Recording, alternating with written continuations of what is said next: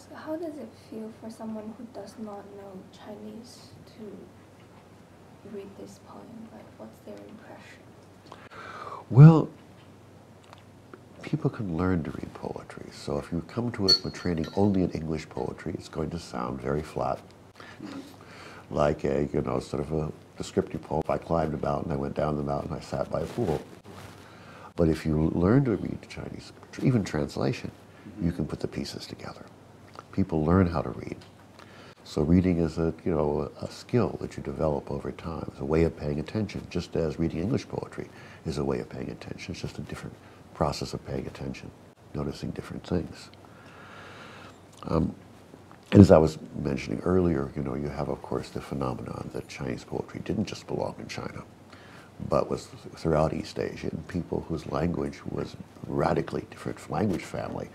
Like English grammar is much closer to Chinese grammar than Japanese or Korean grammar. So is it common to have a title for every poem, or sometimes the titles are added after? I think we use the word title in maybe the wrong. I'm sure sometimes titles are added later, but it's just the occasion, the context for reading this poem. And of course, when you write a scroll or do a book, you have to have a title to divide one poem from the other. Otherwise, you're just reading. Since there's no there's no punctuation, no line division like we have in the English translation. And imagine when he first wrote this poem, he would have written it down in a scroll or probably on a sheet of paper, more likely, or maybe what they call it a strip of four lenses. But he might have composed it then, he might have composed it later, but he might have composed it in his mind and then written it down. His poem seems really pictorial, like lots of images. It's a lot of images, but each of those images is a percept, that's the proper term, right? It's something, the object of the senses. So if you stop reading them just as images and read them as a way of seeing, noticing, and a movement of attention and body, actually, then that changes the poem. It ceases to be just a purely visual thing. It's like one of those horizontal landscape scrolls, which basically walk you through a space. And you go on the scroll, you roll up one side and unroll the other.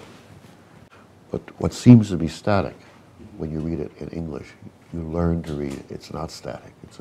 As we did in the early poem we talked about earlier, if you saw that. How do we learn to read?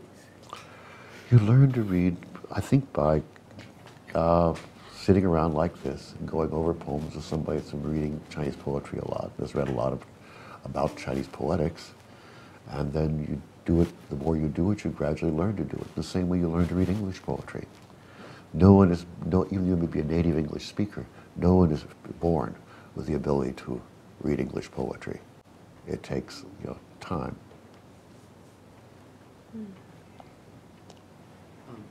Would you mind reading it in Chinese for us? And I guess us experiencing it. Yeah, I wish I could. I used to bring the Middle Chinese and try to do the reconstruction, because what you don't, for example, ru, to enter in the second line, is nip. So I should ideally read it in Cantonese. No Cantonese speakers. Okay, oh gosh, I can't. Okay, 不知香几色，树里入远方，古树无人径，山山何处中？犬声夜为时，日色朗青松。薄暮空堂曲，安禅智度龙。But that's reading it in Mandarin. And of course, Middle Chinese sounded very, very different from Mandarin. So you often find people expressing how moved they are by the sounds of the poem, and they're Mandarin speakers. And you realize that you can be moved by the sounds, but it's partially the association that sounds develop from a history of reading, right?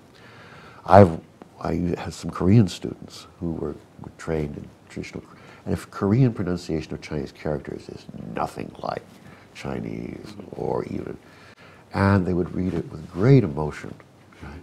Because they were very familiar with the Chinese poetry, and they learned Chinese traditional reading, the Korean reading techniques. And so what they did was, it was just very moving to them. They were almost ready to burst into tears,